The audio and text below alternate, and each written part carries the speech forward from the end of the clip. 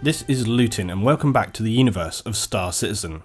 On deciding the next topic to cover, I wanted it to be one of the most core aspects you need to understand when it comes to visualizing how Star Citizen will function from both a PvE and PvP perspective. So today we're going to be talking about servers and instances.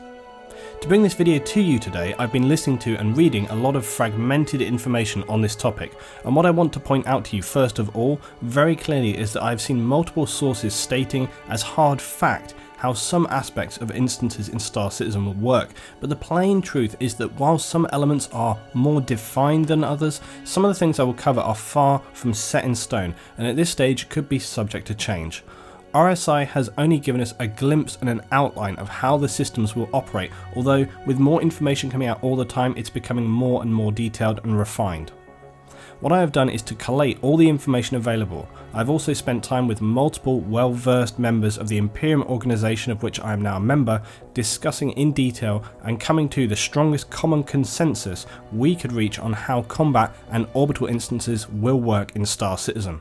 So today I present for you our best outline of how Star Citizen servers and instancing will work as of February 2014.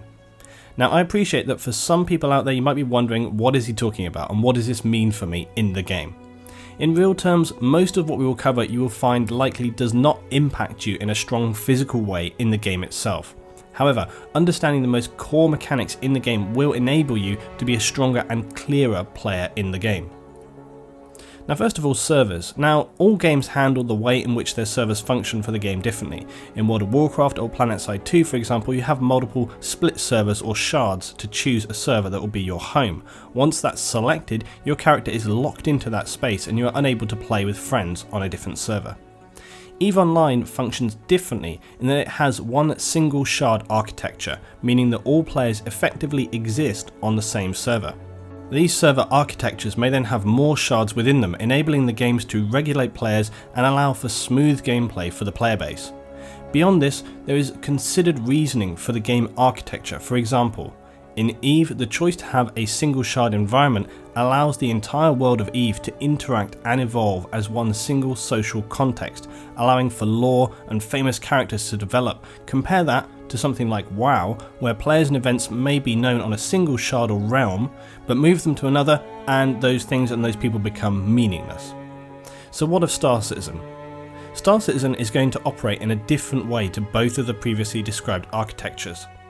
Unlike EVE Online, Star Citizen's ship designs are of such high fidelity that having several hundred or even thousands of players all executing combat in the same space is simply not going to be a very realistic imagining at the current time.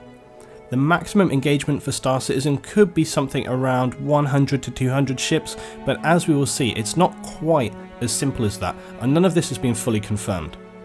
The combat instance architecture for Star Citizen will operate in quite a unique way, so before we get into that, let's deal with the easier stuff. And remember, all of this in some aspects is quite speculative. RSI are trying to do some things that haven't been done before. They're really pushing the envelope and it remains to be seen how effectively that's going to work, but if they pull it off, it's going to be something very exciting. Now Star Citizen will create what has been described as a persistent universe. This means that you'll be able to join all your friends within the game and all operate within the same universe. So unlike other MMO games, you'll not be split into different shards, you'll all exist in the same server, in much a similar way as EVE, and this will be known as the Galaxy server.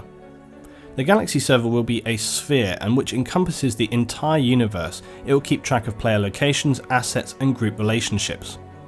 The Galaxy server itself will not handle though any real-time action. Its function is simply to keep track of the important data that exists to create the single persistent universe of Star Citizen. It could handle the entire current player base of around 50,000 right now, up to millions of players if need be. The other major function of the Galaxy server is to dynamically place players into battle instances based on their location. Their skill, alignment and also their PvP preference all come into play.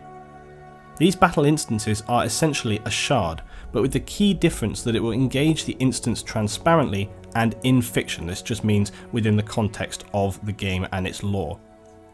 In essence, you should not notice that you have entered a battle instance. It will be as if you've simply flown into combat, but it will enable the server architecture to handle the combat in the persistent universe.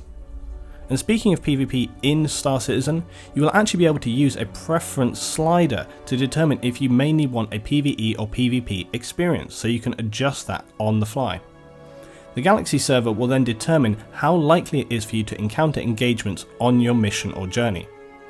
Now, it's unclear just how this will work, but it has been stated that on the more fringe outskirts of the galaxy, you will not be able to disable PvP, and also these are the areas that you'll find the most profitable missions. So in essence, choosing an easier PvE experience, you will have less of a challenge but also less of a reward, so the game will seek to reward skill and calculated risks. Also, when it comes to the slider, it's not entirely clear how that's going to happen. It may be that you have to set that before you go out into the universe, so that you can't kind of just adjust it to escape combat if you don't want to have that. So I think that's going to be something they highlight further along the line. Now, within the Galaxy server, you have different types of instances to handle different physical situations in game. Battle instances will serve combat, orbital instances to handle the space around planets and stations, and planet-side traditional style instances to handle hangars, bars, general docking ports, that kind of thing. Now, orbital instances will exist around a planet or a space station. These could be anything from very low to very high population environments, and the orbital instance is designed to handle this. If you can imagine that a planet on the outskirts of a system may only have a few single trading ships coming and going, there's very little pressure on the local instances there, ships can come and go and they can see each other in real time with no problem. However, imagine a major station hub at the centre of a high population system, and you can have anything from a few hundred to a few thousand ships interacting around the same space. This is obviously a problem because up to a point you'll only be able to handle both physically and visually a certain amount of ships in space. The solution to this is orbital instances. Now, what essentially will happen is that as you approach orbital space, you'll be able to be pushed into an instance. This instance will have a maximum number of slots available, so let's say 100 for argument's sake, okay? Once this instance of 100 is full, a new instance will be automatically generated for new ships coming from or to that orbital space. Now, if you were in a full or alternate orbital instance, you would not be able to see the ships from the new instance created. Now, that's frustrating, right? You want to see all the ships coming and going? Well, as I say, realistically, with the high fidelity of Star Citizen and the potential for the sheer quantity of players in the local area, that's just not going to be possible. Most of the time, when you're approaching orbital space, you'll be simply looking to dock or trade, and so interacting with all the other ships in the area, it's really not necessary or relevant. This process will enable large numbers of players to operate around central hubs without the player base having to be split into sharded instances, and that's very important because it enables Star Citizen to operate this persistent universe. Another important factor is to mention that orbital instances will place you based on the fact if you're tagged with friends or a person of interest. So this means if you're travelling with other people in a group, you will not lose them on joining the orbital instance. So if you go in first and then it's full, okay, it will detect the fact you have people before it moves you. So if there isn't space, it'll put you all into a next orbital instance. You won't lose people. One thing that is not clear is how orbital instances will handle combat. If you are entering or leaving orbital space, how would this work? This has not been clearly defined, but it seems likely combat will probably be discouraged, probably with some kind of in-fiction mechanic. Although, you could speculate that if you're within an orbital instance, perhaps you could in fact create battle instances within that, so there's different possibilities, but we don't know that yet. Now, before we get into combat instances, there is one other space to mention, and that is planet or station side. So when you approach a planet, you'll be engaged in a pre-rendered transition to enter the atmosphere. You'll see your ship enter and land. You'll then be placed into a bar, dock or hangar instance, and these spaces will operate very much in the way most people imagine an instance to work.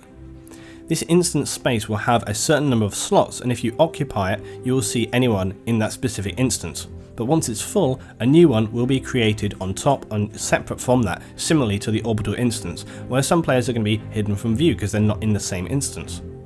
Now, Chris Roberts has said that he wants people to be able to view all players in that bar or dock location, so there will be likely a way for you to search for players of interest. Say you had a bounty or a player you're meeting to trade with, there'll be an in-fiction way to search for them, even if they're not within your server, and then be able to connect with them. So that could be a list at the bar, or you talk to the bartender themselves. Finally then, we come to the battle instances. Now, these have been the most difficult to come to an overall consensus on how these are going to operate, and as I said at the beginning, nothing is set in stone, and until we literally see it live in game, I would remind that what RSI are trying to do here is a very amazing but also very difficult concept to realise. However, we have seen lately further information to back up these claims, and so I do feel this is probably the most likely and the strongest case that we have. This description though, it does also come from reading details by Chris Roberts, community manager Ben Lesnick, and also a dev in the RSI chat role who gave us a breakdown in response to some specific questions.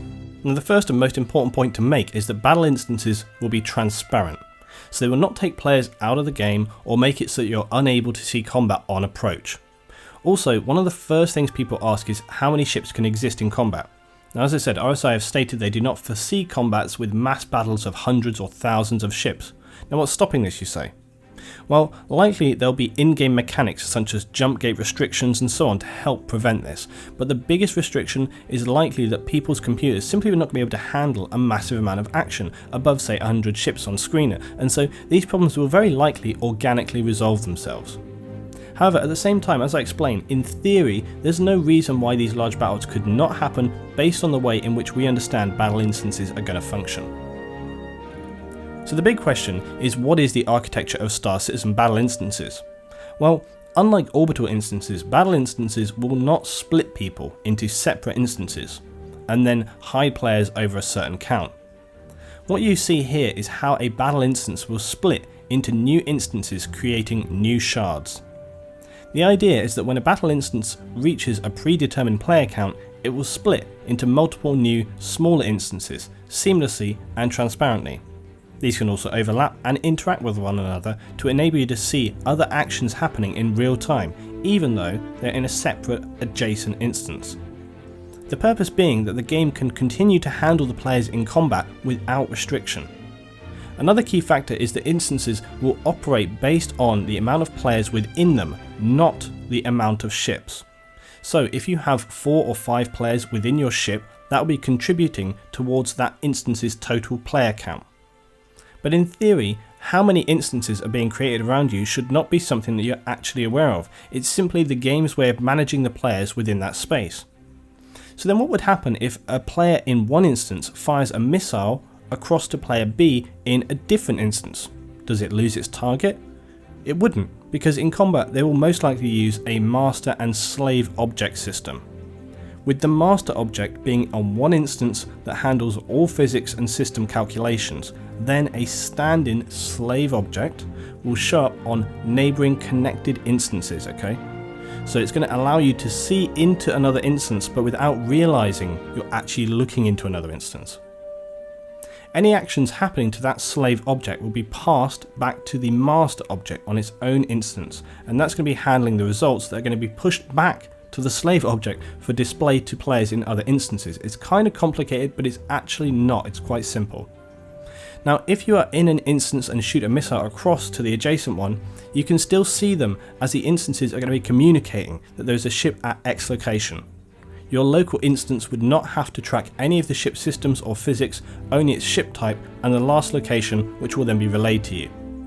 As I say, it sounds complex, but in many ways it's quite simple.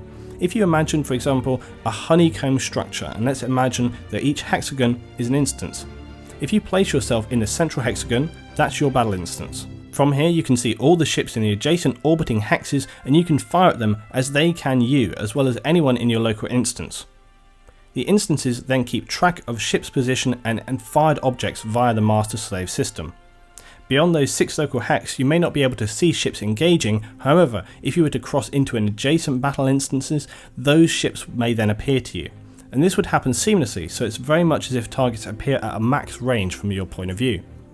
But what would happen if your hex was full and more ships then move into that space? They cannot join your instance, so the game is going to split the instances into smaller shards, enabling combat to continue within that same space.